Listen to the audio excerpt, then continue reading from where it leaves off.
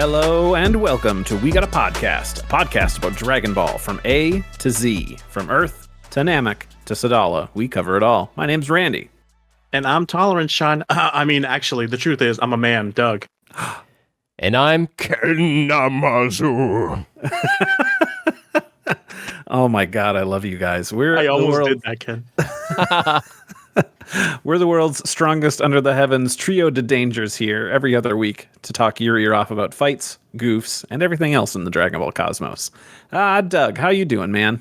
As you can see, I'm doing fantastic. Got some new figures today, and I'm living it up, baby. That's quite the haul you have there. So yeah. I see some superhero ones going on. Yes. It's so the superhero line from Ichiban Kuji. It's Gamma 1, Gamma 2, Vegeta, Goku, who are barely in the movie, and Gohan, Piccolo, and then also there's a Ginyu Goku figure that is the last one prize that I got. Now, why is his belt black? I don't know.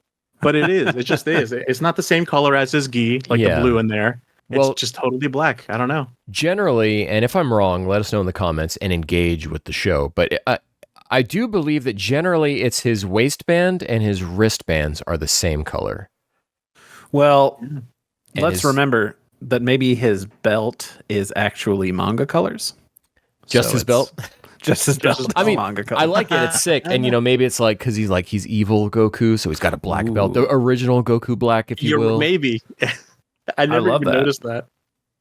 That's cool, but when you posted it on Twitter at @DrabazDoug on Twitter, you posted it, and that was the first thing I noticed is like, what's up with his belt? Why is it that color? It's not a color. It's even on the box. It's black. So it's intentional. They meant that. Yeah. Huh. Cool. It is cool. Yeah, no, I'm doing great. Awesome. Ken, how about you, man? Unfortunately, I have some bad news. Uh-oh. I said I was going to rewatch Sonic 2, and I never did. Man. You had me worried for a second. Like, are you okay? No, I'm good. It's been a kind of crazy couple weeks for me lately in the old personal sphere, so I haven't been playing as many video games as I liked. I was playing God of War Ragnarok, but it's not really clicking with me. No. It's a fine game. It's just not what I was really into. So I've gone back to playing Hitman. Loosen the tension on the trigger buttons. Is that if it's too if it's not clicking? If it's not clicking for you, yeah. Dual sense jokes. Yeah, gotcha. I could be playing this on PS4, Doug. You don't know that. Way to gatekeep. Can you? Yeah. Unfortunately, no, I'm gatekeeping. Hey, on my PS4 controller, the R2 button, it just goes without me even touching it. So playing the OG God of War. Oh yeah, no way. Throwing the hammer, like I just couldn't do it because he kept like moving forward. It was weird. I'll still keep playing it, but it's Hitman's just the best game of all time. So Hitman, you love Hitman, yeah. Yeah. Do you stream that sometimes? Because I'd be down to watch that sometimes. I have, I think, once or twice. I've streamed it in Discord more than I've streamed it on Twitch. Gotcha. Yeah, because I love that game too, but I suck at it, so I don't like playing it too much. And then I am going through and finishing everything that I was watching on Netflix because my subscription ends this upcoming weekend. Oh, you're cutting the tie? Yeah. I finished Physical 100, which if you have have not seen it, I cannot recommend it enough. Yes. Have you, Randy? Have you seen it? I don't think I've ever heard of this. It is yeah, Doug, you explain. It's like I guess a simple way to do it is just Squid Games, but real life. Like it's an actual competitive. They get 100 of the most like physical adept people usually from Korea, right, Ken, or just from around the world? South usually Korea. From Korea, but it even has like Americans that live in Korea. But like these are like Olympians. These are YouTube athletes, and because it's in Korea, everyone is so like humble and like with each other. They're just so nice. Like it's all competitive, but still like I respect you. And it's just the competition is awesome. There's like almost no drama. It's just like there's drama with one guy and he gets owned, so it's good. It's really great. Yeah.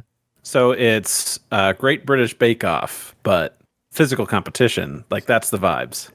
Kind of. So I'm also working my way through finishing the last season I had to watch on Great British Bake Off on Netflix.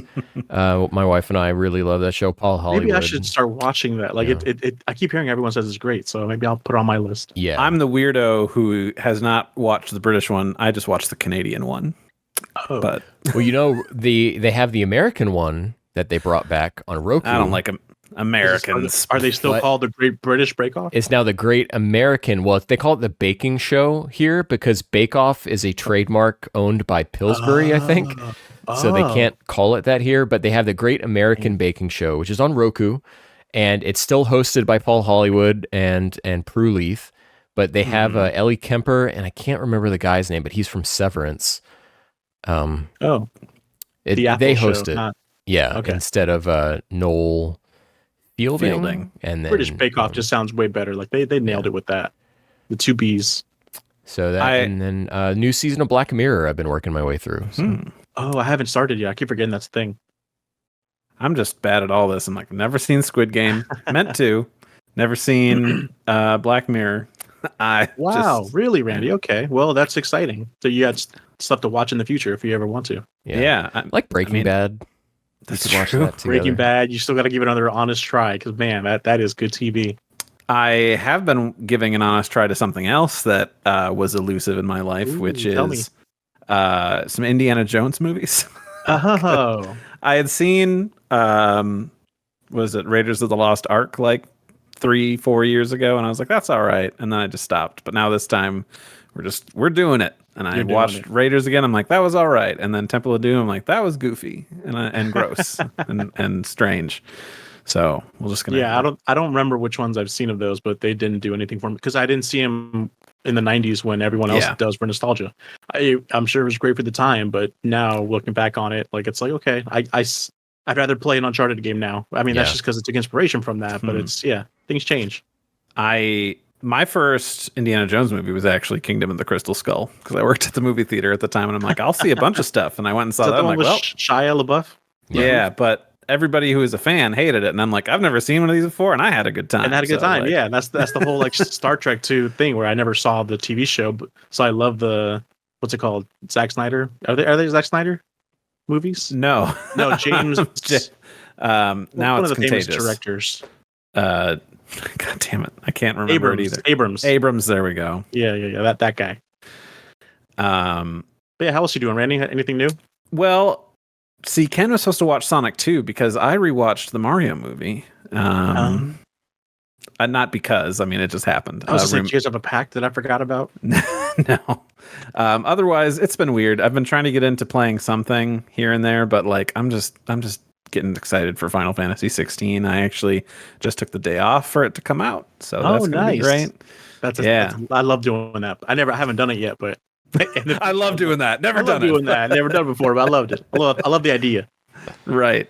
Yeah, that's exciting. I think pops tomorrow night at 11 p.m. my time, so that's going to be good. I played the demo. I don't know. Yeah. I don't care for any of the Final Fantasies besides 7 really. Like 7 I feel just so different, more like futuristic steampunk, whereas these are just Game of Thrones medieval. Is that a good assessment? I haven't played many of them besides like 10 and 7. I mean, I think 7 and 8 have some similar vibes, at least in terms of like, setting, because it's more futuristic and things like that. But I don't know. I played a lot of them. I like a lot of them. As soon as I popped it over into Japanese, and as soon as the queen or the mother came along, and she had they only give older women 2 voices, either the super sweet, she's nice, or like the Opa-chan. Yeah, that voice. So she's evil. Like just from immediately her first words. I found out that the Japanese version does not have, or Japanese language track does not have lip sync to the Japanese voices. So I'm like, well, weird. I can't do that. Never. Not even just in the demo. That it's going to be in the full game. Not at all. That's a shame. It was made with the intention to be in English. That's recorded the English dialogue first, and that's why they're really marketed towards the West. And not well, they want it to have that like European flair. So they're like, it's also there's gonna be no American accents in the entire game. So it's gonna be Xenoblade again. Not as bad as that. I can't do that in English at all. Yeah. No. But I'm just excited. I love Final Fantasy, and this is going to be fun and exciting. So I can't wait for it to come out so that we can forget about it and get more Final Fantasy 7 Rebirth news. Oh yeah, that's right. That's true. Yeah, we did get some Rebirth news here recently. Baby, so excited. It looks great. Yeah, let's dissect that trailer for the next hour and a half, please. It makes me want to play the original game. Yeah. Ooh, yeah. It's good stuff. I can't wait. I played over and over again. It's good. What I have been playing, just to kind of segue, there's a new on Beat Saber. This mapper, this creator, who's super talented, named Joe Tastic. He just made a Don level. Oh, so, yeah. Unfortunately, whoever commissioned him chose to do the English version of Don. Something like that's kind of sucky. So I asked him, "Do you do? Can you like? Is it possible just to switch it over to the Japanese track?" Unfortunately, they're just slightly different enough where it wouldn't work out, and he'd have to just create the whole thing from scratch. So What's he unfortunately, charge? it's like for that one to be like $107, which is pretty reasonable for a minute of it's super complex to make a map. I tried and it is so much like thought process and creativity and just engineering. Like I totally reasonable price. Yeah. But I didn't want to pay that. I would have paid $20 to have him switch Japanese, but no, not 100. I'll save my money for a different song or something. But yeah.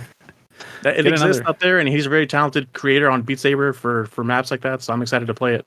I'll have to check that out. Yeah, but you're right. I think you have to upgrade Beat Saber to the new modded version or whatever, because whatever. But yeah, GT. Yeah, but you're right. That is a good segue for Dragon Ball GT, which is what we're all here to talk about again. Sorry if you're tuning in like, I hope they're not doing this anymore. Randy, you don't sound very excited to talk about GT. You sound like maybe this was a sour batch of episodes. It's not as exciting as the first 5. I still had, I think, a decent amount of time with it. Not a decent amount, a decently good time. That's what I wanted to say. For me, it felt like a decent amount of time. I see. Well, you guys are so negative. Look, we'll talk about it. I had good things. I'm just not hyped anymore. I felt like going into those first 5 felt like homework. Going in. Okay. Going into these 5, I was like excited to watch them. Oh, okay. I was a little bit. Well, like the first, whatever. We'll actually, let's get started on it. Go ahead. So that we can get started on it. Do your thing. So, welcome again to the Dragon Ball GT retrospective of Auspiciosity, which is we're covering Dragon Ball GT in episode chunks to talk about it. Doug is holding up some sort of device. Just read. I'm gonna just in the background. Like, this is bonus for the YouTube watchers. Yes. Where we are watching it in a few episode chunks, and this time we're doing episodes 6 through 10 of Dragon Ball GT. We're still in the Black Star Dragon Ball arc, and so these 5 episodes aired from March 13th, 1996 to May 1st, 1996. And Ken, why don't you tell us about episode 6? Because that's going to be the first one we're going to tackle. Yeah, so episode 6 aired March 13th in 1996, and It's Going to Hurt, Goku the Dentist. So, you know, classically, this is the one episode everyone knows, right? This is the episode that's got influence from Toriyama in it. Based on some concept art he drew. Yeah, there's that concept art. Yeah, so if this episode like feels nostalgic, that's probably why. But let's get into the episode description here. So after leaving Planet Omega in their repaired spaceship, the Saiyans find themselves landing on Planet Monmath, a planet where everything is bigger than normal. As they look for a Dragon Ball, Giru discovers its location near a giant apple tree, where they find the 4-star ball lying on the ground. As they near the Dragon Ball, their good fortune takes a turn for the worse when an apple falls on it. Before they have a chance to retrieve it, a giant hawk takes the apple with the Dragon Ball on it and gives it to a giant. He then eats it and the Dragon Ball to get stuck in his tooth. That's a weird sentence. In unbearable pain, he goes on a rampage. However, Goku is able to stop him by blasting his tooth out. After obtaining the Dragon Ball, Goku and his companions bid the giant farewell and continue on their adventure. This episode description totally leaves out the whole part with Pan and the bees, which I love. Oh yeah, this is the bee episode. This is the bee episode. Yeah, I don't think the giant episode. I think this is the bee episode.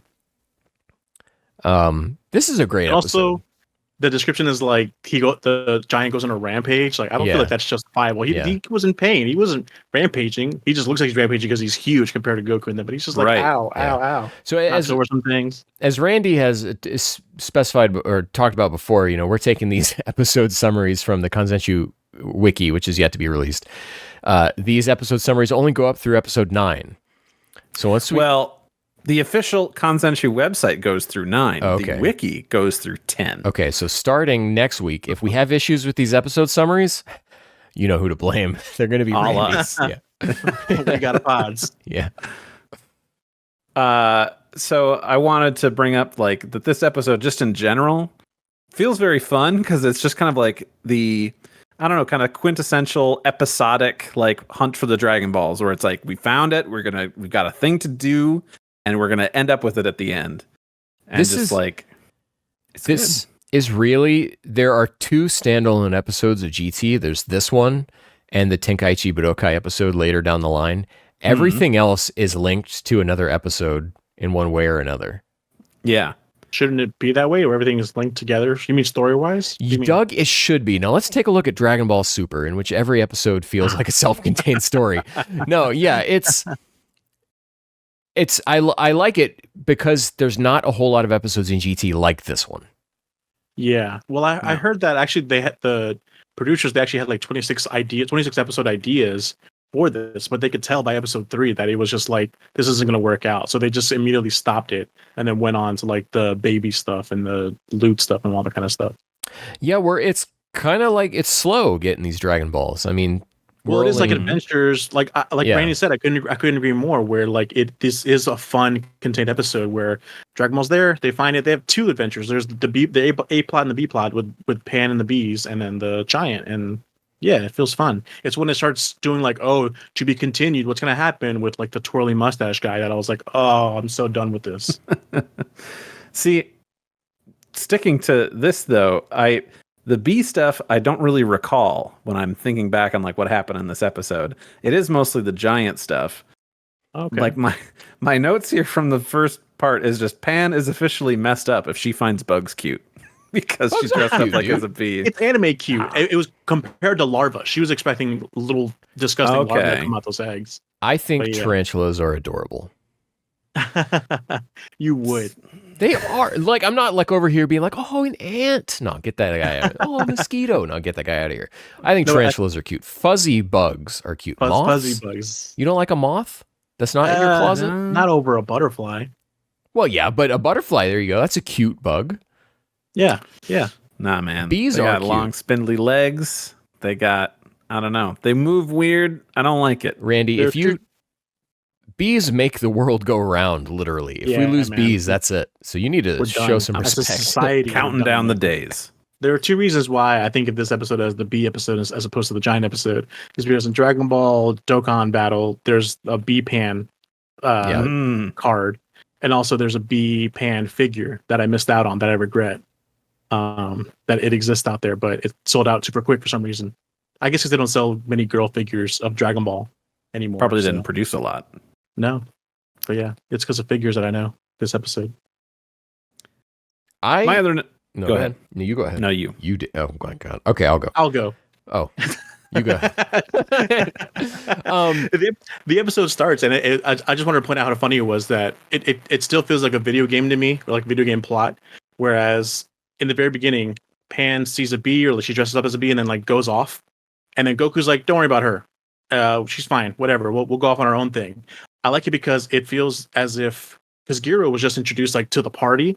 So it's like a perfect excuse. Like think of it as a game where like, oh, now we need to show you how this Gyro character works. So this third character needs to fuck off so that you have your new team of 3.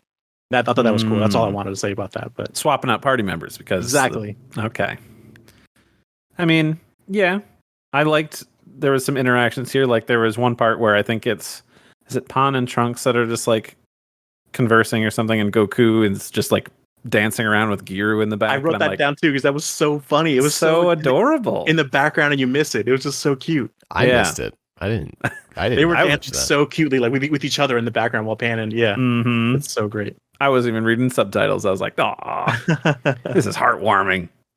But with Giru, they keep reminding us of this thing where like he needs to consume tech to have energy to like do his thing and also like show a radar.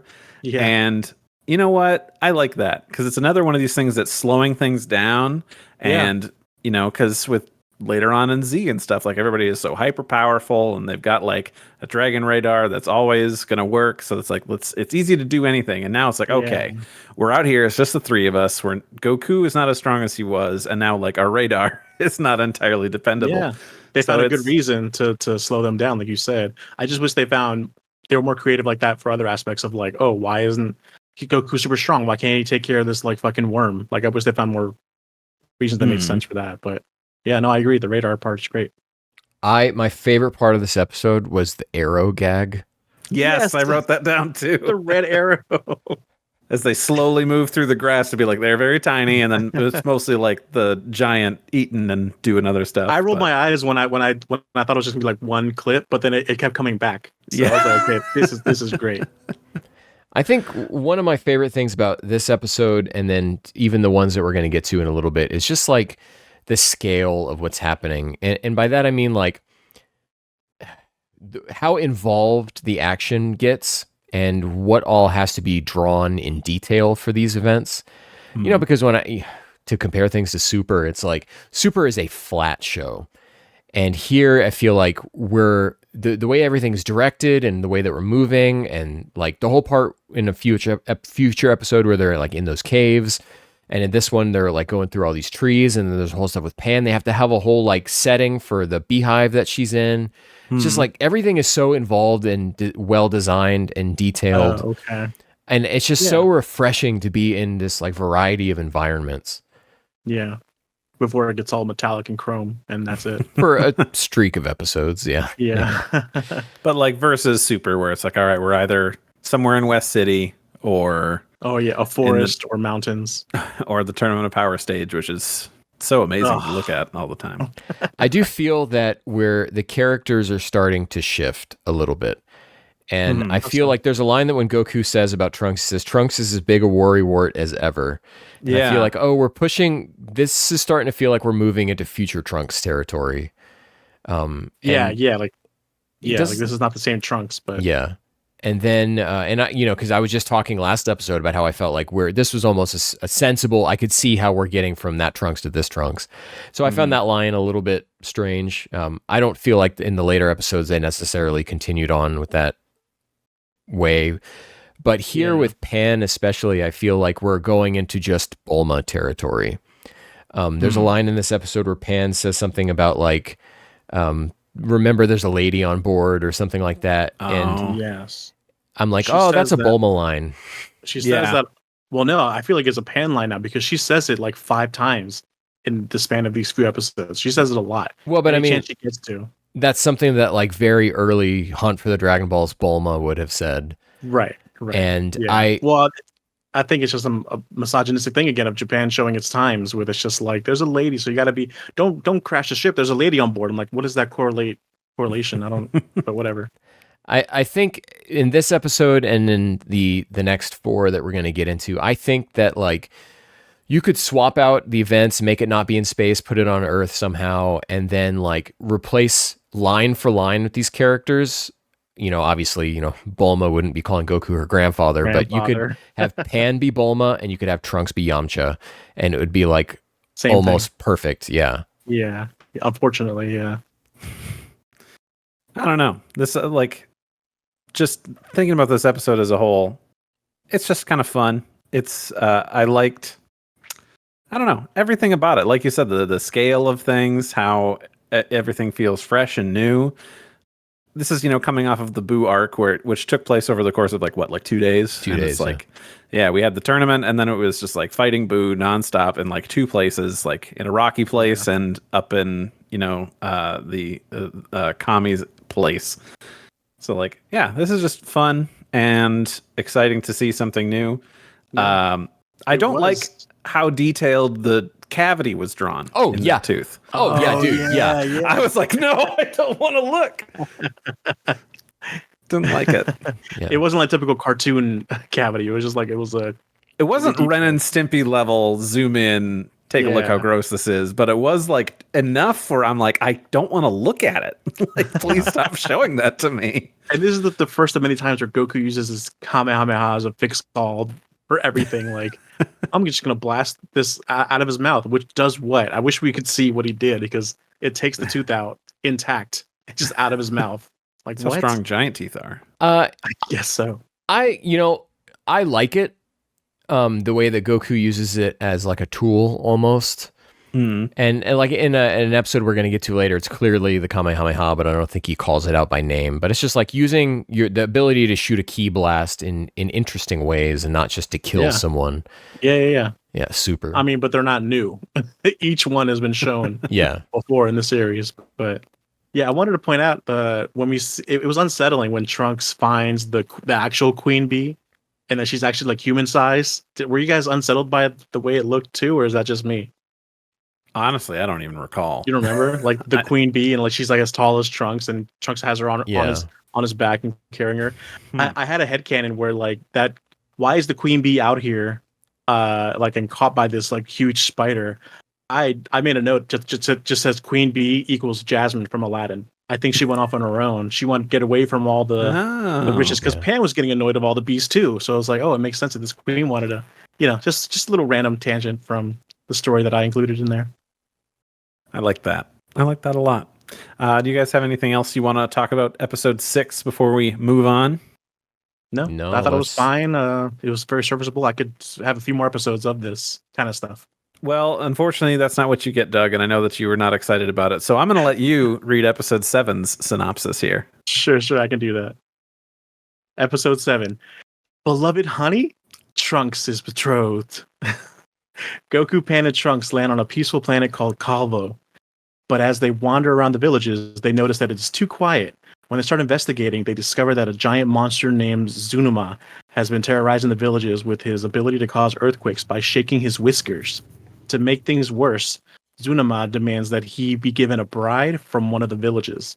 Otherwise, he does not guarantee the survival if they refuse to comply with his wish. One of the villagers named Rene, is pronounced Rene? Rene? They used L instead of an R. That's right. That's what it looks different to me. Who has a Dragon Ball in her hair. It sounds so weird. She has a Dragon Ball in her hair and is engaged to Doma. Has agreed to be Zunama's bride. In exchange for the Dragon Ball, the group offers their help by disguising Trunks to be the monster's bride and cutting off his whiskers. The next day, Zunama takes Trunks to his lair, and Goku, Pan, and Doma secretly follow them. Air date March 20th, 1996. So, I felt that this episode, I liked how it started, where it just kind of starts in like the middle / after of like Giru eating stuff from the ship, and they're like, "Hold on, you can't. We gotta make sure he stops doing that." You tied him up. Scissors have never looked so delicious. It comes back in a circle at the end when Doma has scissors too, man. It's like poetry. You saying that GT is poetry, Doug? not to get a hold of yourself. Okay. I had looked this up because I had written down, are whiskers causing earthquakes a Japanese folktale thing, or is this just the writers being creative? And I did look it up, and actually it is a Japanese folklore thing that catfish can predict earthquakes. So if you were a Japanese viewer and you knew this, you'd kind of be clued in on it's even more. Okay, that makes Pan's leap a lot more reasonable then. Because it does seem really like far-fetched that she figured it, but yeah. Yeah. The stuff about the catfish and the whiskers and stuff seems like it's super common old wives' tale in Japanese culture. Okay. Yeah. And that like anyone in Japan watching this would have immediately clued in on what was going on. I guess like for us it'd be like a black cat walking by that signifies bad luck. But right, yeah. Yeah, exactly. It's that same kind of thing. Okay. But yeah, I was my notes, and I'm like, I gotta research that and figure that. I'm like, oh, okay. If I wasn't some dumb American gaijin man, I would have known what was going on. No, that's great. I love that you looked that up. That's great. So I want to come out in defense. Well, not to his defense, but in defense of. I kind of liked Zunama. See, he's fun. I mean, he's a creep and a perv. I like him singing. Yeah. He's a creep, all right? He's oolong levels of creep, right? But I don't know. I think what really sours him is that the fact that this is a Last House episode. It's not just the animation. Here's how I feel. I feel that this episode is too much of a throwback to the whole oolong storyline of introducing him. The bride. Yeah, I was just like, all the aspects of the oolong without the charm. and they spread it out into 2 episodes. Is my biggest issue. Yeah, I was like, I'm pretty sure Oolong was only 1, and this time they're like, it's got to be 2, and I'm like, did it have to be though? It did not. It really felt like they dragged on. The cliffhangers are like, oh my god, what's gonna happen? I was like, it's just nothing's gonna happen. I mean, if you were watching this as it's coming out weekly, that story with Oolong would have been so many years back. That's kind of like, oh, okay, I see what they're doing here. But like, I don't know. For me, for whatever reason, I'm like, it feels a little. Yeah, you guys could have done something. That's what I mean. It would have been cute. I would have liked it if it was just 1 episode, but that they dragged on with 2 really soured it for me. There was no like.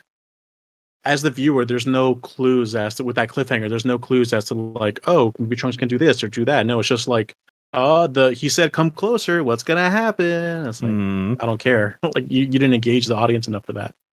And I feel like since this is, feel a pretty big throwback to that Oolong stuff. That later when they've come up with their plan of like, all right, Trunks is gonna dress up like this, like his chosen bride, and so that he can go cut these whiskers.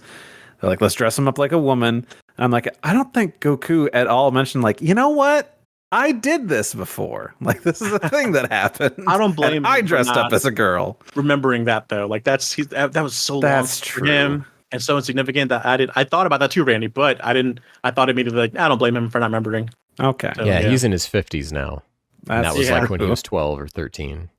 And even at the time, he didn't think much of it. He just whipped out his dick and started peeing on a tree. So it's not a memory that sticks with him that, I dressed up as a girl. He just like, they put clothes on me that I didn't want to wear. Like, that's all he thought. I guess he didn't understand the difference between boys and girls at the time anyway. So it'd have been like, all right, these are just worse clothes to fight in, I guess. Yeah. Yes, exactly. Yeah. So I totally don't blame him. I'm much more positive on this than you guys are. I'd love to hear you. I just like to sit back and I'm like, I'm gonna enjoy an episode of Dragon Ball GT, and I felt like that's what I was served.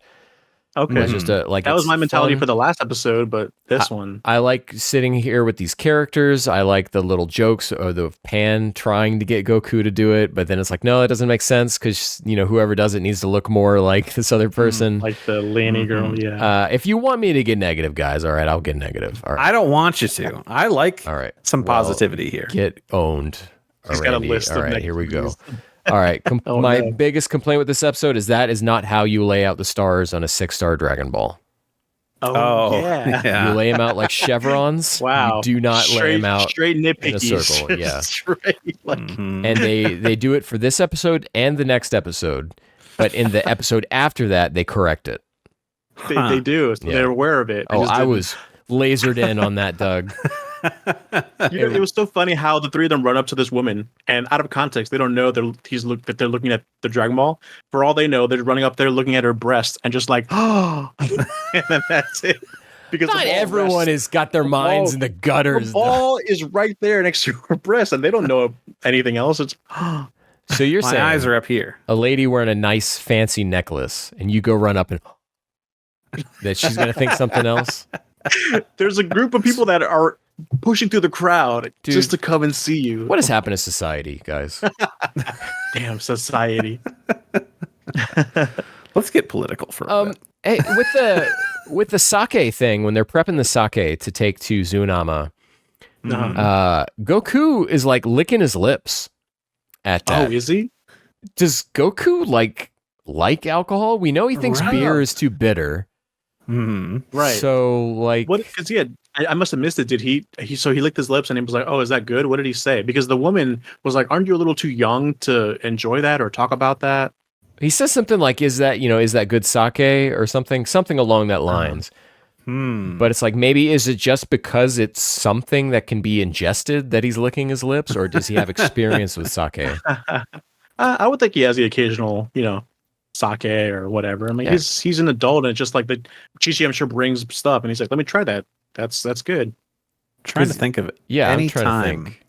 that he would have visually drank anything like that. They have parties, but they never show. It's just like a vague color of drink that people are having there. But no. I mean, we know Gohan's gotten drunk twice. He got drunk in DBZ movie 1, of course, and then he got drunk at the Bulma's birthday party. Yes. Thank God Vidal shot. Yeah, it's true. Yeah. Not a shot. I would hope so. We don't. That's not. Don't do. Don't. Well, I mean, don't drink when you're don't do pregnant. shots. Yeah. Don't do Yeah. shots. Yeah. Okay. Well, I also- thought you're saying I would hope he got her shot with a gun. No. Well. Also, don't do it. Don't do as Trunks does and lace food with alcohol unknowing to the person for the intent of getting them knocked out. Well. I mean, He's a villain. he's a bad guy. Yeah. It's That's an okay. excuse. Society is fucked up now with you Yeah. guys. What's happened, dude? GT is really a black mirror to society. Did you see the wig that Trunks puts on? It looks like my Yes! wig, like That's my in my hair. notes! Yes, that's good. I was like, oh, I guess now we don't have to wonder what their child would look like. This is what Yeah. they would look like. Tolerance. My only thing that I put in there was like, oh, we're not going to dye his eyebrows, so now they Yeah. looks off from the wig. Come on, guys. Sometimes it looks good. I like women with blonde hair but still like dark eyebrows. Oh, chef's kiss, Yes, man. but purple hair or black hair Hey, with purple it's- eyebrows. That's Weird. the universal purple hair is common as a blonde woman. It's fair. I guess. I think we need to go into the next episode. We're in Sure. that kind of territory. No, I have now. so many notes for this for some reason. Oh well. See, Uh, it's a great, Oh, okay. great stuff. One thing is that I keep forgetting that I keep mixing up this creature with one of the shadow dragons in the later episode. Like with all this hindsight, Oh. I always think like, oh, isn't this shadow dragon? Oh no, it's just something that because isn't there one that looks like this? A shadow dragon that looks like this guy? You're thinking I of guess the not what- mole, maybe? Maybe the mole or just any other like fat dragon. Yeah, there is from one, that time. yeah. Like a beak as well, maybe. Guy who's in But I always AF. think like, that's so weird. I Oh. just wish he kind of looked different.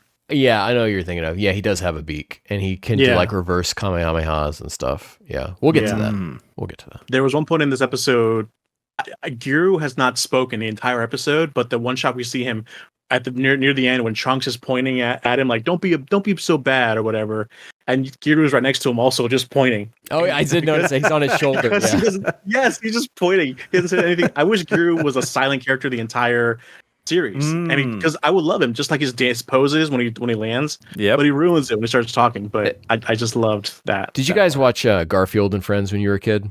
Yes. So you know the U.S. Acres special that would be in there, where it was all the barnyard animals and stuff. Yeah. There was that duck that had the floaty around him, and whatever his expression was, the duck face on the floaty would also make that. That's what made me great. think of with I Giru love and that kind of Trunks. stuff. Yeah, it's awesome stuff. Why don't And then we we're not ever gonna get? talk about how Goku just kamehameha a volcano just to stop it from exploding. That's not how next- volcanoes work. next Next episode. episode. Is that? So yeah, maybe that's why my list is so long. I just combined both episodes into one. So then we'll jump into the next one, which is episode 26, The Beast That Shouted I at the Heart of the World. The Human Instrumentology Project continues as mankind attempts to complete its existence. What? Shinji continues to struggle with the impact of his personal existence and eventually views a world resembling a lighthearted comedic high school setting in which he is not an Evangelion pilot. Shinji now understands that his existence is not fixed, destroys the constrictive shell which had formed around himself. He is met by all of the other characters from the series who applaud and congratulate him, and in response, he thanks them all. Original air date, March 27th, 1996. So in between episode 7 of GT and 8 of GT. So just a little bit of context. Oh wow, Yeah. the timing. Ava ends here at this point. So I just wanted to, I added this in here as a joke. Oh, yeah, you did. I added this in here to our little document as we were going to go through because I just wanted to give some timing context of what else was going on in anime at the time. And Yeah, that's your only motive, you sick freak. adding context? Yeah. It didn't click in my head when Randy yelled off episode 26. I'm like, okay, whatever. And then Yeah. If human you're instrumentality, I'm like, oh wait. if you're listening to this, please go back to the YouTube version and watch Doug's face when he starts to understand what's going on. I was too busy reading, so I can't wait to go back to watch that. Yeah. It's just interesting that, you know, these kind of things were concurrent. Yeah. And, yeah, this is when Ava ended, right in the And so middle is of Randy's these room. He's got episodes. a Ava thing poster above his head. So, Oh, yeah, I do. I first There thought she it was is. Grimace from McDonald's because of the whole Grimace Yeah. shape. I love me the He Grimace. loves Grimace. I don't know if this is who would necessarily coin this phrase, but Ava is kind of like the Minions of Japan, right? Everyone loves it. It's marketed it? everywhere. Yeah, dude, it's everywhere in Japan. they've got roads that when you drive down the roads, the vibration strips in the roads will play Cruel Angel's Thesis. Oh, What? You know, as you drive over them, cool. yeah. What? It like the vibration is set to different I pitches. remember hearing about this. Yeah. Yeah. I'll send you a video, Randy. Don't worry about it. No, Randy wants to go. I'm buying a ticket now. So it's everywhere. It's everywhere. Yeah. So like think of the mood of the collective consciousness of people in Japan at the time when GT was airing in its early episodes. Everyone was kind of bummed out. Just across the board. Everyone in the entire country kind of in a bummer mood. I can see why. Yeah. And you know, some might say that's why GT didn't do very well. And only Wasn't big enough bummer. everyone's kind of like you're just right. depressed after Ava. It's ended. all Ava's fault. It makes sense. Yeah. Anyways, let's get to the next episode. That's true. But also, if you're listening to this or watching this and you have not experienced Evangelion, holy crap, go do that right now. Even though we just spoiled the final episode for you. we didn't. Without context, you're like, Yeah. what the hell is this What does even that about? mean? Yeah. Yeah. Even with context, I don't know what the hell you just said. So That's true. So episode 8, which is actually Dragon Ball GT now, even Goku gets hit. Full force, whisker power. Zunama takes Trunks, who poses as his bride, deep into his lair under a volcano in order to prevent Zunama from harassing the village any longer. However, Trunks' wig has fallen off, but the monster is still interested in him, thinking that Trunks is a short-haired girl. Trunks then drugs Zunama, who soon passes out. Doma then cuts off one of Zunama's whiskers, which wakes up the drugged Zunama, who threatens to cause earthquakes, but Goku and his friends realize that the monster does not have the ability to cause earthquakes, only to predict them.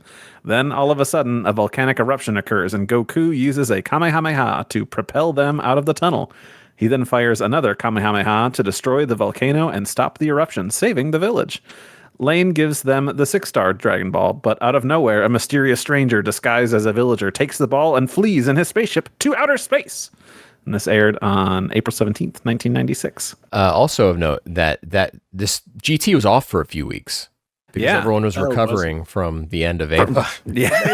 The end of the series, yeah. Yes, not the movie. Not that the came movie, out yeah. years later. no one's in the mood for space adventures. No.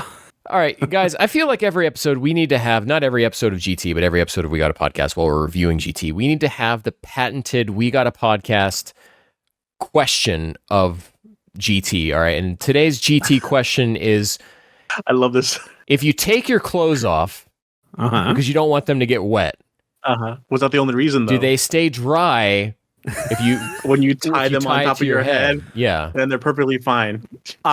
I questioned that, but then I was like, well, I guess it's just because they're heavy and uncomfortable to swim in, which is his only concern. He wants to be able to swim easily, not about keeping his clothes dry. Doma Pan keeps up. She's in like jeans, and Doma's got a big pair of scissors on his back. Goku's like, I already took them off. I'm not going to put them back on. Let me just tie them on my head. That could be the reason. But yes, it was very like, what? It is odd because it feels like Goku is like, well, any excuse I can have to not wear clothes. That's all I want. But it's like, bro, you didn't do that for like 15 years when you were an adult. Yeah, I would have loved this bit if he had did it and then Pan suggested her grievances with it. And I was like, oh, I'm sorry, and then like put it back on. It was like, oh, it's funny because he doesn't realize that it's an awkward situation, but then he does and puts him back on. But no, he just keeps him off. Yeah. My first note here for this episode is that is a lot of naked Goku. Yes. It's like everywhere. proud, like it's a pan. There's a pan shot, not Pan the girl, like panning shot from down to top of like everything. And somewhere out there, suddenly, someone has that cell of Goku. Well, maybe not. Just Toei didn't keep good track record of I don't that. know. I like this start of this episode for like tracking him down because I'm like, okay, now it feels less oolongy because we're like checking around for like, okay, they went over here because they like lost the trail or whatever. How did they lose the trail? What happened with the Doma forgot the scissors and had to run back to town. Put him in his Freaking sword sheath, Doma. which looks great. I love that look, and it took me a bit, like a couple minutes into this episode. I'm like, oh, he's got scissors. I mean, it's of course more callbacks to OG Dragon Ball with like that's how either Poir or Oolong transformed into scissors, right, to cut off Goku's tail back in the. Oh yeah. Yeah, it's like okay, yeah, cool, but yeah, I don't get the losing the trail and like Goku sniffing. I guess I kind of like that aspect of like them trying to find it, but I don't know. That's just how I felt. Yeah. Look, I'm Yeah, not going to stand here and say that this is like the best two-parter I've ever seen in my entire life. But I find it I thought you were going entirely inoffensive and enjoyable. Hmm. The stuff I with was tolerance, that stuff's great. Yeah, that's good. I liked, him keeping up the bit even after he lost the wig. It's good stuff. That was fun stuff. Yeah. I did have a note, and as I was writing it, and then I had to delete it because I was praising the show for being so progressive that Zunama was still attracted to Trunks after finding out, that he was wearing a wig, because I thought that he had figured out that Trunks was a man, but then later in the episode he throws a fit about it. I'm like, Toei, canceled. It would have been like big gameplay if like you realized it was a man when he first saw her. It's like, oh, you're not Lena, and like it's obviously like a dude in a wig, but he was still down for it. Yeah. That would have been good, but no. Has to, again, a throwback to Oolong, who is very offended by seeing another dude naked. It's just like, gross, why would I ever want to see that? Like, all right, chill out, man. Take a chill pill. My next note here is just, oh no, he's super strong when he's drunk. Oh, whoops, he fell asleep. It's just, it's fun watching this because I'm in that mentality now where I'm not like, this is immediately after Z. They've got all these transformations. They all do these powers. I'm just like, oh no, Trunks is by himself. How is he going to deal with this monster? Not thinking he's a fucking blonde-haired god from outer space. I think they did write a good right around with this. With like, no, you can't give him an instant to like activate his whisker thing, so it'll affect the whole planet or whatever. I'm like, that's a good creative way to diminish your. You can't just punch your way through this thing right here. You got to like knock him out and cut off his whiskers, which I would have cut those whiskers a little deeper. Like, it seems like they cut them like halfway. I'm like, no, just get right up in the nose and just cut it from the source. But whatever, taking like 20 minutes to cut off 2 whiskers. Like, come on, dude. Right. I don't know. Really wish we got more episodes in this vein. And I feel like maybe we're going to see some of it with the evil dragons later down the line, but I'm talking about like pulling more from Japanese folklore and myth just like having that be the influence, because like early Dragon Ball, pulling from Journey to the West and twisting it in different ways. And I really would have liked to have seen more stuff along the lines of this episode. Maybe that's probably why I'm so positive on it, is that yes, it's basically Oolong again, but it's doing a new twist on it and it's pulling from different sources along the way. Fair. I would have liked like same deal, but maybe even also folklore from like different countries too, because they're going to different planets. Yeah. It'd be fun to see how the Japanese think that American culture is in like a different planet or whatever. Hamburgers and baseball. I mean, we saw the capitalism planet. Oh, wait, you're right. Yeah. We already got that episode. The first arc, yeah. I do have a note here of Goku using the Kamehameha into the magma is a good choice. Like, to get them all out there. Like, good thinking. I thought he was just going to blast the magma thinking it would stop it. I'm like, that would be so dumb. And then it's like, oh, okay, no, he's using it to propel himself away.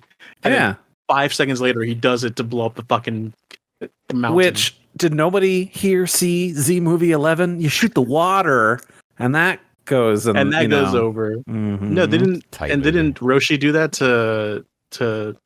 No, he just blasted Fry Pan Mountain to Kingdom Come, I think, didn't he? Right, to stop the fire. Just, there's a problem there. Let me just destroy it. Which is what Goku did. I was going to say this earlier, and then I totally lost my train of thought. Yeah. It's almost you start to understand more and more why these episodes were skipped over, with just like a whole almost unavoidable section of Goku penis, like in this going straight to Toonami. Yeah. I mean, they were drawing boxer shorts on young Goku in Dragon Ball already, so I don't see why they wouldn't just do that for GT. But it's funny that they had the hindsight. So to like they watched the episodes, are like, this isn't going to play well to American audiences. Let's just skip right over to episode 25 or whatever. Yeah, let's try to get to where Uchiyama can't just outright ruin these episodes single-handedly. Yeah, man, to the show's detriment, him showing up is always a bummer. It's like, oh, I have to watch this and it looks like this? Great. Yeah, when I was talking about like I love the way these episodes are drawn, and there's just a varying amount of animation going on. That Uchiyama episode, you could feel it. You could just feel how destructive he is to the franchise. Not to speak in hyperbole, but the part where they're walking up to the village, and the village is like in the distance. It looks like ass. It's just really bad. You're talking about like when it's like just like it's obviously like two shots of like the group with their hand over here and the group with the hand on the other side. It looks like they're simulating walking, but it looks so bad. Yeah. There's one shot that's like that. It's just it's like the level of fidelity is gone. Yeah, that's present in every other episode. Like everybody else is bringing their A game, and then Uchiyama just shows up. He's like, "What's up? I'm going to continue doing my thing," which is least amount of effort possible. And they've started doing it in GT, where I notice it the most in the Uchiyama episodes, but in the other ones they start like coloring the noses in black. Mm-hmm. Which is something that elsewhere I've said I did not like about the Future Trunks special. And you guys may have also touched on that as well. Yeah, but there's that one shot of like the, under shading for Trunks' nose is just solid black. Like, oh, that's jarring. Yeah, but every Uchiyama episode has it, especially for Goku. And I don't. Yeah, it's a bummer. What's not a bummer, though, is that last time, Ken, you had brought up that you really like GT whenever there's like a thing happened and that's going to lead us into the next thing. Yeah. And, it's been so long since I've seen these that I totally forgot. Like, okay, cool. We stopped Zunama. Like, he's friends with us now. And we got the Dragon Ball. Everything's happy. And then they're like, he can stay with us. He seemed chill, even though he just kidnapped someone. Yeah, he's not just going to do that again. But then mysterious stranger suddenly, whoop, I'm taking your ball and I'm getting in my ship and I'm blinding you and I'm out of here. Like, oh, okay. This is going to lead us into our next little mini arc thing. And I'm like, I do like this. This does get me excited. That rubbed me the wrong way. I'm on two sides of it, where a regular cartoon show would show this character, this sneaky character who's disguised as someone else earlier throughout the episode as like being sneaky and like really obvious, like, oh, what's up with this guy? This one didn't do anything. There was no clues that there was someone out there at all. And I don't know if I like that or not. You're saying you like that. I can see that. Mm-hmm. But for me, I would have liked a little subtle like clues, as if like this story was planned, because this just comes off as this wasn't planned. It's like, okay, we need to tie it up, and then we tied it up with showing this guy out of nowhere. You know what I mean? So do you think it's around this point then, Doug, that they decided they needed to change the structure? Yeah, like I think this is when they were like, okay, let's roll into the whole baby stuff, because all this ties back to baby. Yeah, because once we start with the Donpara brothers, we are basically on a serialized path to baby now. Yeah. Hmm. See, I guess I just don't have as much familiarity with GT that I'm like, I don't remember what all happens here, but I know where it eventually gets to, but I don't remember how we get there. But gotcha. Okay. Yeah. Interesting. Well, they fixed the Dragon Ball. Oh, we haven't read this description yet. Yeah, I was going to say, episode 9. I guess it's my turn, yeah. Yeah, if we're doing rotation, that'd be you. I'm going to read the Simmons version of this title, which instead of oh crap is cripes. Yeah, cripes is way better. Goku plunges into a trap planet.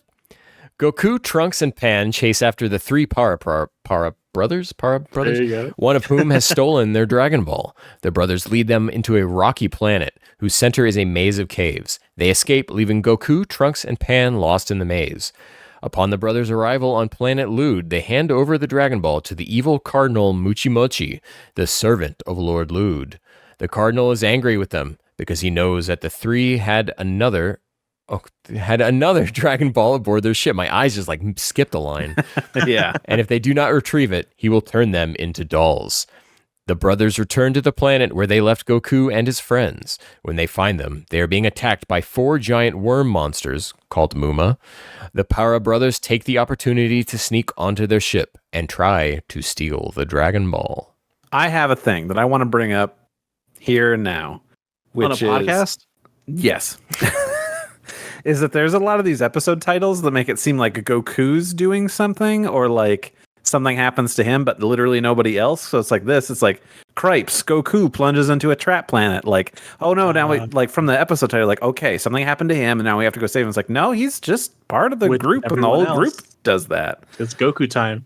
Same thing with it's going to hurt Goku the dentist. I'm like, it's not like he actually became a dentist. It's just kind of happened haphazardly where he blasted a tooth out of there. There's another one before, I think, in our first section of 5 That's episodes. why that Evangelion title threw me so off. I'm like, wow, that's a beautiful title. Is that? I don't remember that. Yeah. That's actually when I saw it this afternoon and I was scrolling through and I'm like, episode title's okay, blah, blah, blah. I'm like, that's an Evangelion title. I gotta say, I love the is it still Kaio-sama's voice actor who's reading these titles? Because he really like whoever it was, he really energized. Like I love just him reading the titles. It was great. Yeah. I love the way he says Joji Yanami.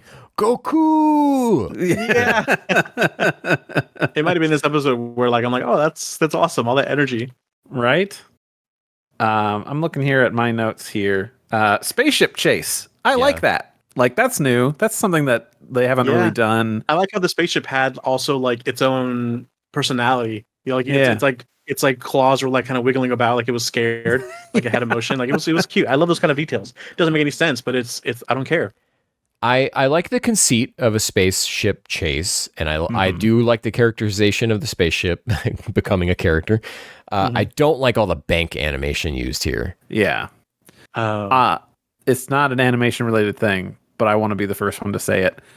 I think my favorite part of this chase is Trunks notes that, you know, they're faster than them.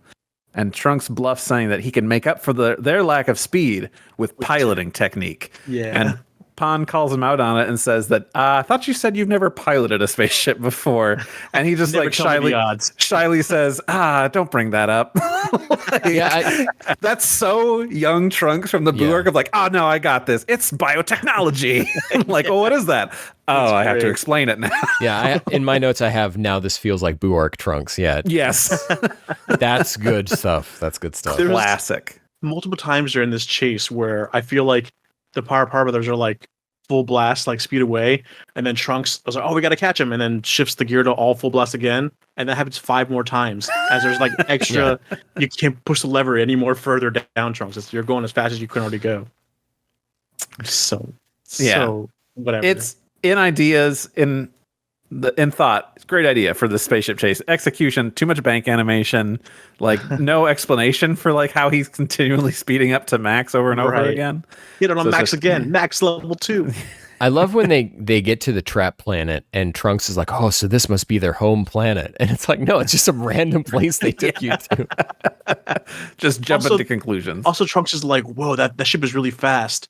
A real genius must have made that. I'm like, when I think of like Don Toretto in Fast and Furious, like I don't think he's a genius because he put nitrous on his car. Like it's I mean, think of it like the ship they're piloting is as best as it can be, and who built it?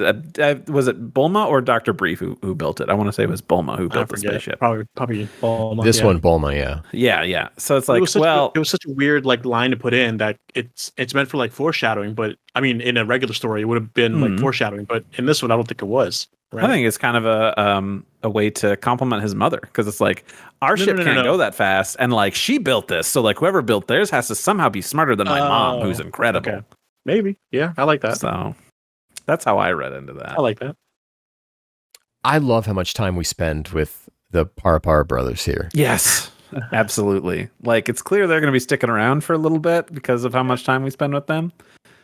The one thing that I thought of when they're on Planet Lood, like the turning the one dude into a doll, I'm like, okay, now this is a throwback to Boo turning people into candy. Both very juvenile, like things that kids like: candy, action figures. Doug, how much candy do you like with your action figures? We're at different levels. I don't think that I'm anywhere near Lood status. Okay, this is this right here. Yaka. Doug, sama. It was. I love the turning point of like everyone after it turned into a doll. That guy turned into a doll. The worshippers are like, we need to get the fuck out of here. Like, no, keep worshiping. Like, okay. Because it's also very clear we're doing the thing of like, oh, we need sacrifices or like energy to reawaken our Yeah. Lord Lood. So I'm like, okay, well, that's a Boo thing again. Yeah. And this one is so much more recent than Oolong or anything like that. So I'm like, oh, Yeah. And I was wondering if every time it consumed a doll, the water shaped like time thing, what is it called? The time of sand shape thing, but it's just full of water. Yeah. It kind of bubbled. I'm like, oh, is that gonna come into play later, or is that signifying that? Is it like supposed to fill up to the top? That's how many sacrifices are needed to like awaken this thing, or what? But I don't know. Not We don't really know yet. explained. Not yet, anyway. Probably just like fashion, like ambiance setting, but whatever. I mean, Ken looks like you want to jump in. I just am thinking about the brothers and how much they carry this episode, because I think yeah. like the Lood stuff is like, I don't know. Anytime you start Typical involving a villain cult, stuff. I'm just like whatever. But the brothers like being there and reacting, it's like, yeah, they're the antagonists of this episode straight up, and of the next episode. But getting to spend time with them, it's like, think about it this way: is like if before the Ginyu Force became a threat on Namek, if like we had an episode where we just hung out with them on Planet Frieza 79. Right. Yeah. That's Just what this to see felt them- like. Just to see them be them. And also you can sympathize with the characters now thanks to this episode, because you see they're doing it under the guise of like not being turned into a doll from this guy, kind of. Like, yeah, they're still antagonists, but they're still you see their motive. I like when enemies have more motives than just like, I want to be bad. Like, that's it. Yeah, and it's just refreshing because, you know, even the closest we've gotten to this before this has been like short amount of time that we spent with Don Kia and Regik, or with Sheila and Gel. But it was like for very small periods of time. It was still mostly with Goku, Trunks, and Pan. But here it's like, I mean, like half the episode were with the Power brothers. Yeah. Yeah. I like that. Yeah. It really felt like they were kind of setting them up to be long-term antagonists, but also, I guess, I suppose more like a peel-off gang sort of thing, where it's like they're not really that threatening, but they are an obstacle for them to get through. I can and see they're going to that. be sticking around. Yeah. I liked that. They weren't the new you didn't see their statures and were like, oh, this is the new Nappa and Vegeta coming up here. The super big guy and super tall short guy. My other note here after all of that is just Goku standing at the hatch to face down the Muma worm gave me Goku lands on Namek vibes. Like just the way, just the posing and everything. I'm like, oh, this just looks I remember like that shot too, and it's like very. I took a bathroom break. I was like, I'm done with it. I'm gonna go to the bathroom. But still had it playing in the background, and through my mirror, I could see like Goku posing. I'm like, wait a second. I held my pee together and like came back in the room. That's a cool held shot. the pee together. I think it was that worth it. So I thought we had a subtitled show on, and you left the room. It's Dragon Ball. We know it's not that important, but they're saying, "Oh my God, they're catching up to us," or whatever. Like, I was like, I got it. Okay, put the ship to max speed again. When we're on episode 43, and you're like, they didn't explain this, and I'll be like, Doug, you were in the bathroom. You can call me out then. Yes. I didn't know that Doug peed in the bathroom. I thought we had established the canon thing as he opens the door and just stares into the void. Oh man! And my camera lags out. My last note about this episode is, you know, I get into the nitpicky stuff about the just the world here, like with the Dragon Ball, but the beam colors in this episode, Trunks and Pan had yellow beams, and Goku had blue. Yeah.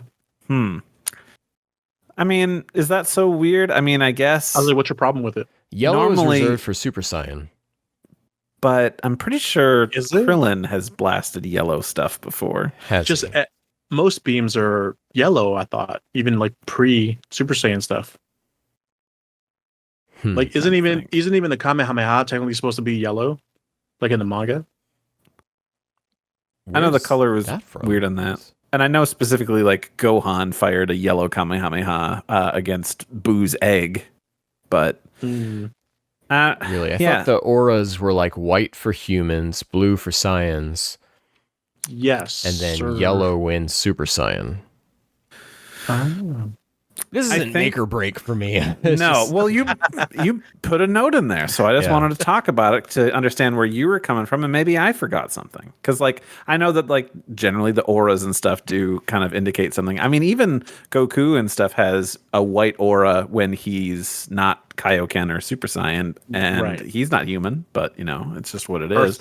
Earthling. And Vegeta has, like, a blue or indigo one for a long time. It must really be like an aura, like how we see it in our real world. Like, oh yeah, it's how you feel. So Goku feels like an Earthling, so his gets white. But when he's Super Saiyan, it's yellow. But the blasts have always just kind of been like yellowish. They shot this blast one-handed, right? For all three of them, when the one you're talking about. I think so. Yeah. Yeah, and Goku for some reason was blue. I wonder why they made that choice. They all should have been the same because there wasn't a specific attack, which usually has a color. So Goku having blue one, which is usually a Kamehameha, is kind of strange. Yeah, I think had they not been different colors, I probably wouldn't even have picked up on it. Yeah. Right. Is there anything else? Yeah. We get to see this again in the next episode. That's true, which is episode 10. And I think, Doug, do you want to take this or do you want me to do it? No, I can take it. Do it, man.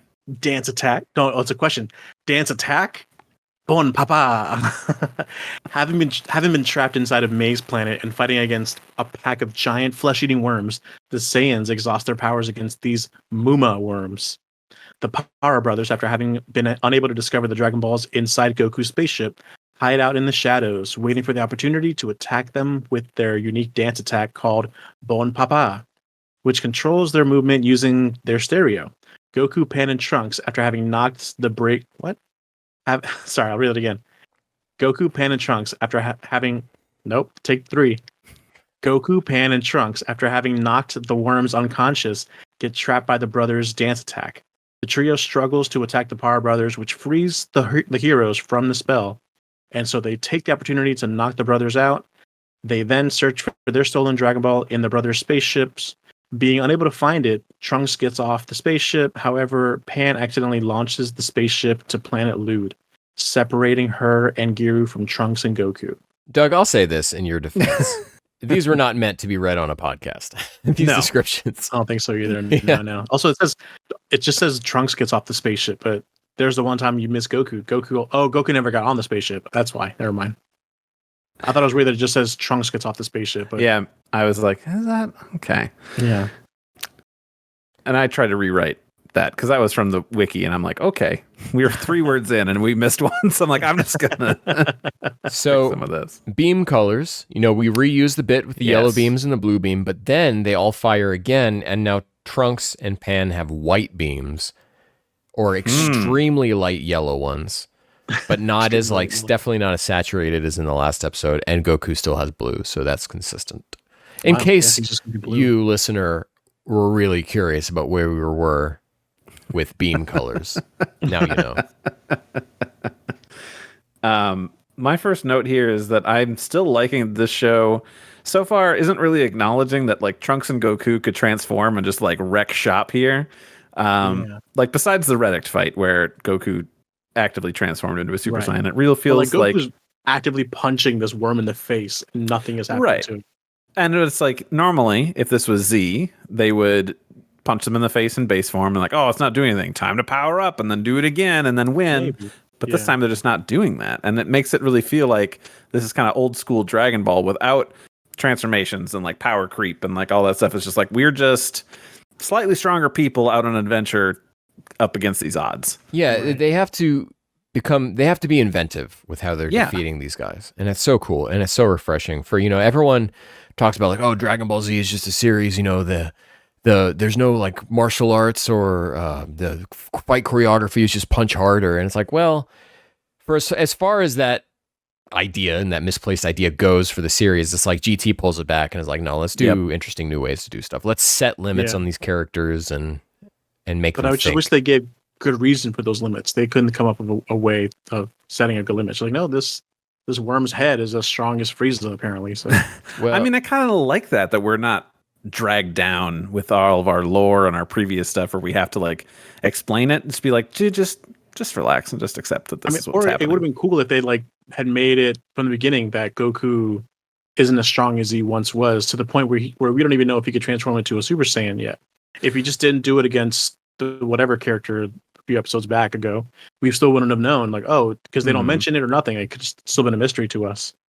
Well, with Trunks right now, we don't know if he can go Super Saiyan or not, because we know he's out of shape. He's out of training. Oh yeah, they do establish that early on. And remember in Z, there was the whole idea of can Gohan even power up to where he needs to be, because Vegeta's constantly being like, "Oh, this kid's he didn't do the training you're supposed to do."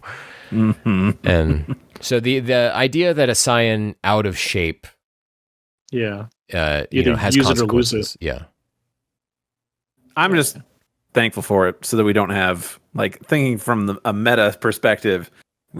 This didn't cause like a fandom like discussions of like, okay, but like power level wise, is a Muma worm stronger than like third form Frieza or like?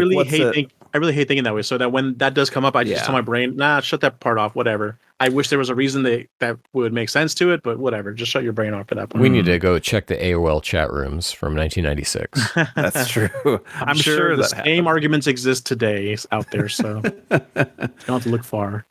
My next note Reddit thread is blocked or private. My next note is just Goku just tossing worms around while they scream in terror. Good stuff. Especially for worms that ended up kind of being like bros at the end of the episode. Yeah. I mean, they never like, let's all do a big blast and decapitate this fucking worm. It was like, we'll punch them until they're into submission, and then we'll tie their tails and like, they're fine. I swear, I didn't want to go to episode like 58 or whatever, but Goku lifting up the worm is the Genki Dama pose, and I think him throwing the worm is the Genki Dama throw that they're going to use in the future. So just, if you watch that again, it's the same. His hands are like... Are you saying they reuse that animation? They reuse those cells?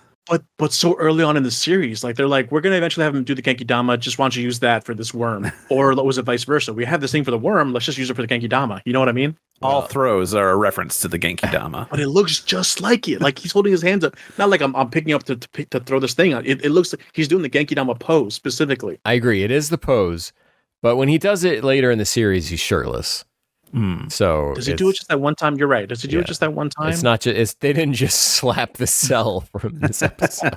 From the worm episode. I swear, I'm gonna go back and compare.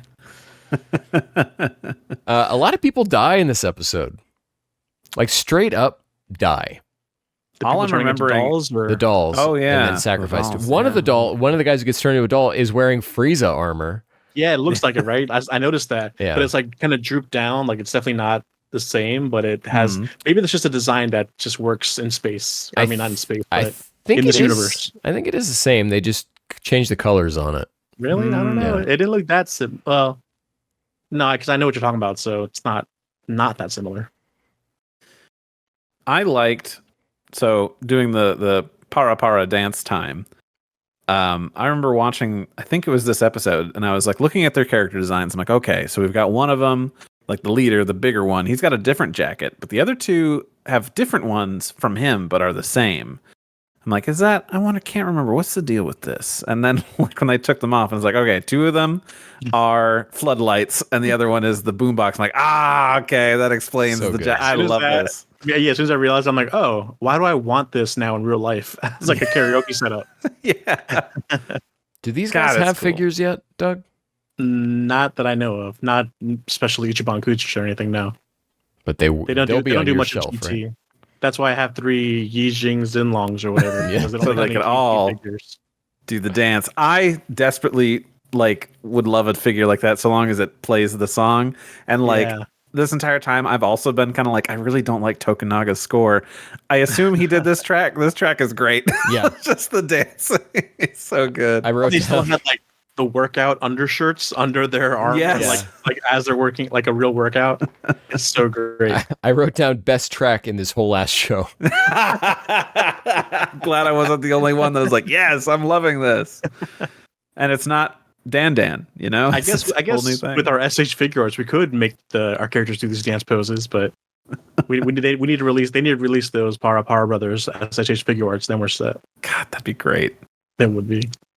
I was really hoping that when the Muma worms came back that they would also be doing some sort of dance with just Me their too. tiny little. I thought they were for a second, like they were caught in the trance too, because Right. I thought that as the trio was getting like manipulated to the dance, I'm like, what if they did this to non-humanoid aliens? But I don't know. It kind of worked for not for Giru because he doesn't have as long as a mobility as human arms and legs or whatever. But yeah, it was funny seeing him do little dance. When I was watching it, and then he starts doing, left, right, whatever, and then the big smile. I'm like, well, he doesn't have a mouth, so like, I wonder if that would like cause him to like short circuit or break him out of it or something. They didn't go that way, but issue. No, I liked it. Oh, go ahead. No, I'm sorry. Go ahead. I liked it when the worms do finally attack the Para brothers, and then Bon Para does that famous scream painting or whatever. Oh, it's yeah. From Edvard Munch's The Scream. From like bulky to like turns into like a small little worm. Like, yeah, so good.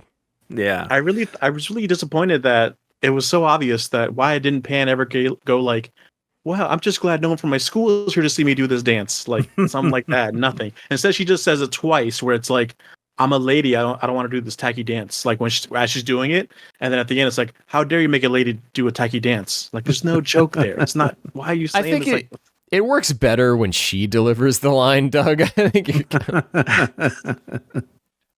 I don't think so, but whatever. The thing while I was watching this episode is I thought this whole Para Brothers and Lood stuff was all just 2 episodes. So when the eye catch came up for this episode and they were still just going to do the dance, and I'm like, how are they going to get through the rest of this in the next like 8 minutes? I was like, oh, never mind. It's longer than 2 episodes because everything so far, well, the Omega stuff was 3, but I was just like, oh, felt like this is going to be only 2 episodes. Okay, man. The dance scene felt like it dragged on a little bit though. Like they cut back to the boom boxes a little too often. It was like, okay, you're really stretching for time here. Yeah, the last episode, like reusing a lot of animation, and then this episode reusing animation from last episode, and then repeating a lot of animation during the dance. It started to feel like, oh my god, because there were even lip syncs. Like the first shot was them talking while hitting Goku and them, and then they just replayed again of them not talking, but their mouths are still moving as if they were talking. Like Bon Para is like punching them, and he talks the first time, and then replaying it, and it's like his mouth is still moving, like he's talking, but there are no lines. It's so obvious at that point. It's like, oh, this is so disappointing. It felt like there's running into production issues. Yeah. And I think that might be, thinking back on now what you were saying, Doug, about how they had to course correct over what the original vision of the show was. Maybe a lot of that played into it. When we think about how much of a mess Super's production was, and that's basically a series that had like no planning, for GT to have to go from all this planning to suddenly shift over. Yeah. Yeah. I guess the last thing I want to say about this episode was that when Trunks leaves the spaceship at the end of the episode and Pan and Giru are on it, and she's like reading whatever the machine says, or the thing, and then the voice that speaks out sounds just like one of the children of the Korok seed children from Legend of Zelda. Like the voice it makes sounds like ha ha ha. Like it's I swear. Go back and listen to it, and the voice is like identical to that. Yeah. Or I'm just playing too much Zelda right now. Maybe that's why. But how do you guys feel about splitting the crew up here? I like it. It's about time. Yeah. It feels like the right time to do it. Yeah. I was like, oh, that's a good reason to have them split up like that. I thought how Pam was often gonna, like do the button push again, like she did first episode. Let's go, and then boom. But like, how often do we have Goku and Trunks working together? Like just, in Z, just the one time stuff, when I'm iffy on their dynamic. I don't think they have much chemistry, unfortunately. I'm gonna say it. I don't think Goku has a lot of chemistry these last few episodes. Like he's just kind of there, and like he doesn't provide a lot of like. I mean, there was the one time when he's naked, and he's like, whatever. But like all the other times, it's just kind of like he's there. Yeah. And he shoots a Kamehameha, and that's kind of that. Yeah, I mean, if you look at the way that we've been talking about these few episodes, we're talking about everything but Goku, almost. Yeah. And which is weird considering the fandom joke of Dragon Ball Goku time. Like, it's not really been doing much. Well, he's the one that solves the issue that just comes in and shoots a Kamehameha blast. That's something to fix it. And like, okay, Goku, wait for it. Okay, now. Now. Do it. It's just kind of strange. Because he's our main character, and so many episode titles are like, "Oh no, Goku does this." I'm like, "Did he though?" Like everybody else was kind of there and did it too. I'm looking forward to a more adult Goku when he goes Super Saiyan 4.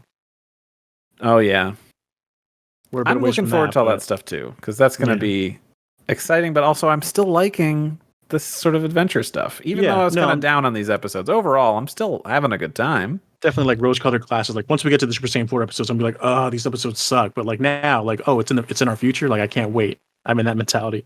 Yeah, I think I sat down and like looked at an episode guide, and I think we go over half of the series before they introduce Super Saiyan 4. Yeah, I think that's right. It's such a relatively so ways small to go. part of the show. yeah. Yet it's the one thing that like everyone ties as being like this iconic part from GT. Yeah. As if it's episode 1, you can transform. So, is there anything else you guys want to say about this group of 5? No, I mean, I am enjoying it. I hesitate to say I enjoy these episodes less than the last batch. I'm still enjoying them, and I still look forward to watching more. So I'm not like I don't know. I'm still very positive on the show and in my enjoyment of it. I really am looking forward to getting to baby. Yeah. Doug, what about you? I'm done. I don't want to see any more of this GT. Oh man, I'm gonna keep watching, but I'm just like, oh man, we're going to the Lood stuff. Oh god, just kill me now. I think my problem with these 5 is that I think I was preoccupied with something else, so my brain was elsewhere, so I wasn't really concentrating while watching. But I'm gonna make it, and also because I put it off until like the last 2 days before we recorded. So I think I'm going to try and watch them sooner, give myself some more breathing room, and like just be in a better headspace. Because Don't do thinking like back on me it, and watch them right before we started the podcast episode. yeah, you should not do that. Why Like not? that, They're it feels pushing my like you're head now. punishing yourself. I made sure I was caffeinated. I wasn't distracted by anything else. I was sitting down with a positive mental attitude, ready for some good vibes. And I enjoyed these episodes. Uncomfortable chair that I'm getting my new chair tomorrow, guys. So Hey, yeah, we'll see if that changes anything. But these episodes overall, it GT does feel nice just because it has that 90s look. So it still feels like an extra bonus to me now with all the hindsight that we have ahead of us. So it's cool. This is the animation I love from the 90s. And these are the characters. They're just going on adventures. This is great. right. So I'm still kind of in that headspace. Yeah. Well, I'm looking forward to it. And I think for the next chunk of episodes, what do you guys think about doing 11 to 15? So it's the same, doing 5, which would be the Lood stuff, introduction of Dr. Mew, and Dr. Moo. Dr. Moo. I just looked at the word and I said it that way. Fit with the pun. I'm sure it's a relative to Ox King or something. But you guys down for that? Yeah, I think that'll work because Yeah, it makes sense. that'll be right as we're on the verge of starting M2. Yep, exactly. And also, it's how Kanzenshu did it. That's how they broke it up. So I'm like some jokers who did this other thing where they talked about GT. Eventually, we'll surpass what they've done, and we won't have another podcast to fall back on and blame. That's true. Anymore. I don't know. You guys are so optimistic. We're going to do it, Doug. You're going to do it. I might be the Jeff of the group and just like, I'm out. I'm done. No. Just, watch it while you're peeing. I'll get the gist of it from that. Yeah. There you go. Use that tablet. Take it to the bathroom with you. Watch it when you're in the bathroom. You're good to go. You're right. All right. Well, we're going to take a break here and we're going to come back and hear what you guys had to say about some good old GT. All right. And we're back and we are going to hear what you guys had to say about some Dragon Ball GT stuff. Ken, why don't you read the tweet we got here? Yeah, this is from, friend of the show, Jacob Sawyer. Goku uses the Kamehameha for many things, but he's like a surgeon. I really liked a lot of the designs we get to see in these episodes. The awkward silence after turning the guy into a doll made me laugh. I guess I don't really recall the awkward silence. Maybe that was the part where I was kind of checked out, And I thinking think about that's something else. when the Para brothers see it happen. There's like, Yeah. ooh, tough Yeah. room. I was like, why don't they just leave? Like, why are they coming back? Like, if I come back, I'm gonna be in trouble. Then don't come back. Just go. But you got a then, like, spaceship. Escape. but I think like it justified it later on when they showed they captured a bunch of other people that they're about to turn into dolls. Like, oh, they have people that can hunt down people, so they don't want to live looking over their shoulder their entire lives. So Yeah, they you got to can do a good track job and warp find these signatures. Dragon Balls. It's true. Can't forget about the warp signatures. So I'm sure I brought this up before, but if you check out this show on Spotify, I throw up a couple of different things. There's always a poll for every episode and a question that you can respond to and throw that in there. So I'm going to go over a couple of those from this past week's, which was, who's your favorite member of the GT Space crew so far? And 50% of you say it's Son Goku. So far, your basic bitches choosing the main character. Come on. Kind of a hard question though. Like, who are you gonna choose? The annoying child brat, the worrywart older teenage, not even teenager, but and then just Goku. Like it's like just from default, it's Goku. How many people voted Pan? It was a 3-way tie for everybody else. Okay. So I voted forgot in this. Giru. you did. Okay, well then, tell you what, Ken, you're the only vote for Pon because there's a total of 6 votes. So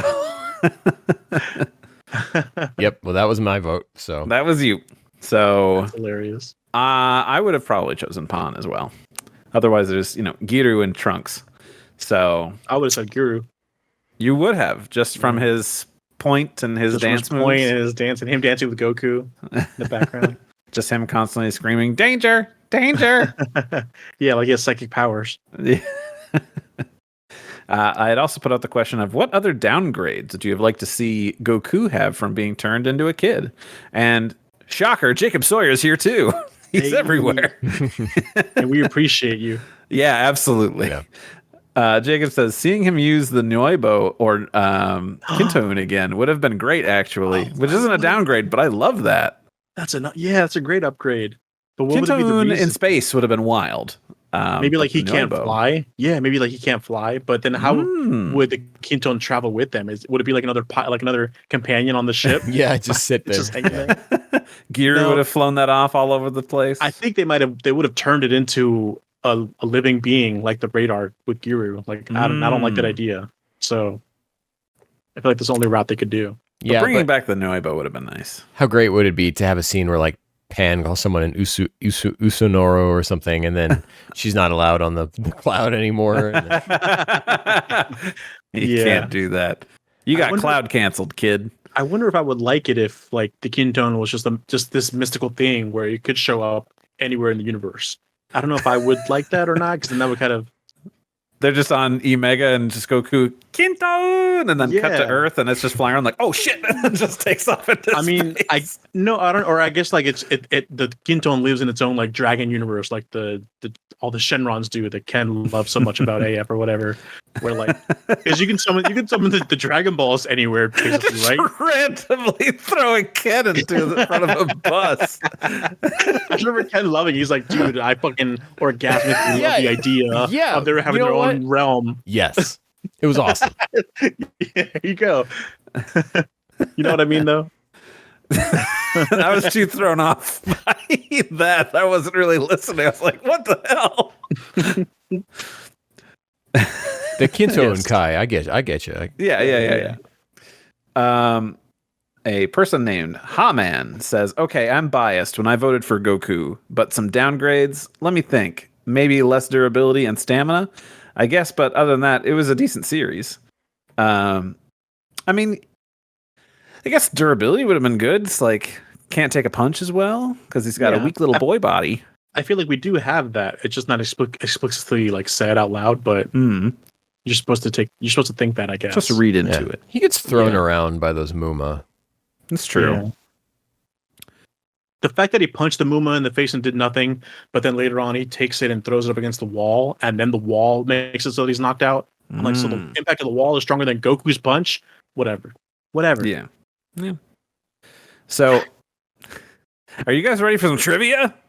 Oh boy, are we? Yeah. Gotta love that trivia. Gotta, especially when it's coming from friend of the show, Zenpai, who has taken it upon himself to write all this awesome trivia and really put you guys through your paces. Thank you, Senpai. And I'm loving it. Or I hate you. One or the other, depending on how this goes. I love to hate you. So, question number 1. Again, normal things, hands up, ding, whatever you got to do.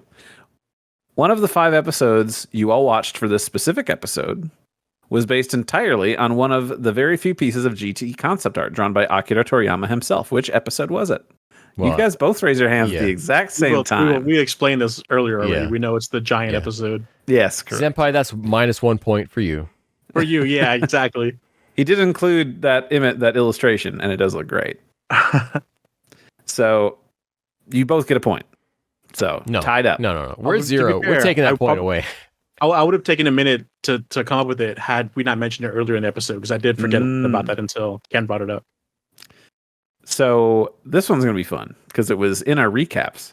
What is the name of the volcano where Zunama lives? Ken. Mount Calvo. Yeah. Which is just a pun on volcano or whatever.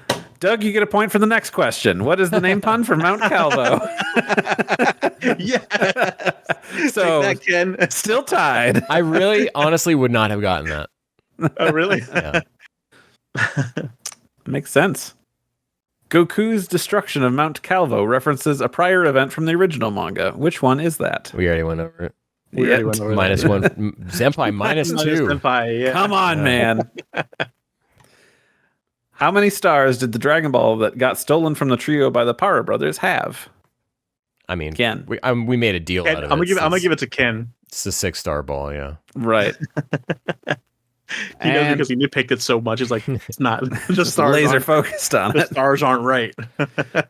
All right, final question. Which of these episodes was the easiest to draw, considering it only had about 3 different sequences? Oh, the last one, I guess? Yeah, the Para brothers sorry, dancing episode. Yep. Yeah. Episode 10. I mean, did you look at it? That's what he wrote. It was still well drawn. Yeah, it's just that, it was the easiest to draw because of, the least amount of time, what it was. Reused scenes and everything, yeah. I really thought, Zenpai, all right, Zenpai, this is step it up. Call out. I really thought you were going to ask us what Giru's name is. Oh, his model number? Yeah. Oh, God. I was so worried. And it's like DB48. It's like 0004969 something. Is that a 8S reference to something? Ken's like, I was so worried. I don't know. And he spits out the exact correct letters and numbers. I don't think that's right, I don't know, maybe. So Zenpai, I suggest open up the GT Perfect files. Oh no! And let's get deep in that trivia. It's like Toriyama's password to his laptop from back then. No, Zenpai, I'm kidding. Great job. Yeah. Thank you. That was fun. You're doing good because you're letting it. I'm going to throw Doug in front of a bus. Great. You're giving questions that Doug can answer, which I think is pretty good, considering there's so few figures of this part of the franchise. That's true. Is that what it is? These figures are zapping my knowledge. That's why. So I don't know anything about Ginyu Goku because I have the figure right here. Oh, well, that's going to close it out for us. Thanks, everybody, for listening. We love interacting with you and keeping you in the conversation, talking about our favorite franchise. You can tweet at us at We Got a Pod. You can email us at We Got a Pod. You got a pod. You got a pod. They have a pod. You got a pod, and you got a pod. We got a pod. Off the podcast to everyone else, the listeners. It's We Got a Pod at gmail.com. Thank you to Rifti Beats for letting us use his track Kakarot theme hip hop trap remix. You can find that track and other great music by Rifti on his SoundCloud. Ken, where can the good people find you? Hey, you can find me at Detective X on Twitter. And also, I recently recorded, I jumped over to the Konzenshu podcast where the fine people over there like to read the super manga. What is that like? It's something else. It's weird. And we talked about the Toyotaro's Battle of Gods arc retelling and gave a lot of cool context as to what was going on when that came out and before that came out and why that came out. Yeah. I think I even submitted a response to a question. You were that, Doug? What do you think? Yeah. I gave my 2 cents on that arc. Yeah. or whatever. Yeah. And only 2 cents. And only 2. That's all I got. It's all he can afford. It's all those figures. Hey, you're not wrong. Randy, where can they find you? You can find me at Saber_Breaker over there on Twitter. And hey, if you like listening to me talk about a show a few episodes at a time, go check out Revolutionary Podcast Utena, where I talk about that anime Revolutionary Girl Utena with a buddy of mine. And it's a good time. All right. And you can find me at your Bazdog on all the socials. If you've made it this far into the episode, all right. If you made it this far into the episode, Yeah. we've got you. You dig it. You made hook, line, it. and sinker. We're talking about like Zunama and the Para brothers, and you are here right now, still here. So tell your friends, tell your mom, get her listening to this show. Hit the subscribe button. Have your mom hit the subscribe button. I told you about the Cell Juniors in the algorithm. They're not working like they should be. I already told their moms. I go to their houses, all right. all of them. Tell your dads. There you go. Yeah. Father's Day was just a while ago. Yeah. Did you tell him? Did you give him the gift of We Got a best Podcast? Gift is We Got a Pod. It's free. Yeah. It costs you nothing. It's free.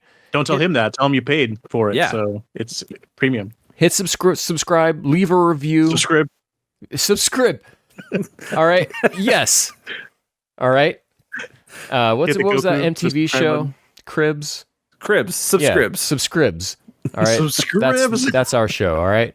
Leave a review if you liked it. If you didn't like it, well, do it anyways. I'm sure somewhere the Cell Junior algorithms activate anyways. And then we like move to the controversial channel or whatever, we show up, right. We start to form a different kind of audience. Who knows? But you're here. You made it this far. Tell your friends. And eventually we'll get to Super Saiyan 4 and we'll all have a good time, except Doug. Oh, yeah. Still perpetually having a great but bad time. Well, as always, thanks for watching. Catch you mata later. And don't forget to praise our Lord and Savior. En yaka ludo sama. En yaka. Okay. Ludo sama right, sama. In a big smile. Bye.